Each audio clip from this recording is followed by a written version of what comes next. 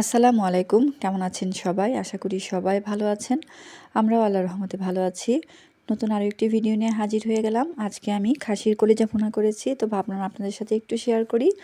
আর এর আগে আমার পেজে গরুর কলিজা ভুনা একটা রেসিপি দিয়েছিলাম, মাশাআল্লাহ সবাই খুব পছন্দ করেছেন, তো সবাইকে অনেক ধন্যবাদ। তো আমি কলিজাটাকে আগে থেকে ধুয়ে পরিষ্কার করে তারপর সেদ্ধ করে নিয়েছি, কারণ কলিজাটা অবশ্যই সেদ্ধ করে নিতে হবে। এটাতে কিন্তু অনেক বেশি পরিমাণে ময়লা থাকে। আপনারা সেদ্ধ করার সময় দেখতে পাবেন অনেক বেশি ময়লা বের হয়ে আসে। তো এরপরে আমি একটি কড়াইয়ে পরিমাণ মতো তেল দিয়ে আমি মোটা করে কিছু পেঁয়াজ দিয়ে দিয়েছি।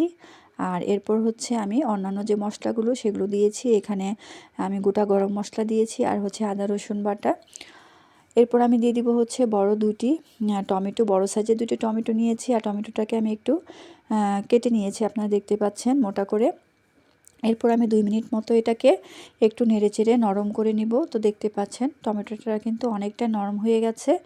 এবার আমি আগে থেকে কেটে রাখা কলিজাগুলো এর মধ্যে দিয়ে দিব। আর কলিজাটা সেদ্ধ করার সময় আপনারা চাইলে একটু হলুদ দিতে পারেন, তাতে কিন্তু কালারটা ভালো আসে। তো আমি আজকে হলুদ ছাড়াই সেদ্ধ করেছি। এবার আমি মশলাটার সঙ্গে খুব ভালোভাবে এটাকে মিশিয়ে নিব। আর এখানে আমি কিছু আস্ত রসুনের কোয়া দিয়েছি, আর দিয়েছি কয়েকটা কাঁচামরিচ। আর এটাকে আমি আর এখন পানি দিব না, আগে আমি ঢেকে কিছুক্ষণের জন্য এটাকে কষিয়ে নিব।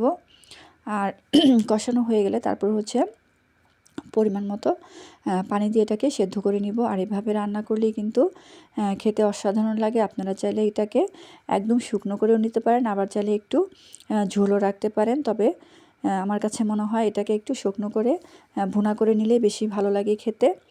তো আমি এখানে পরিমাণ মতো পানি দিয়ে দিয়েছি। কষানো হয়ে গেলে এরপর আমি এটাকে ঢেকে রান্না করে নিব। তো কেমন লাগলো আমার এই রেসিপিটা? ভালো লাগলে অবশ্যই আমার পেজটার পাশে থাকবেন। আজ এ পর্যন্তই। ভালো থাকবেন সবাই। আল্লাহ হাফেজ।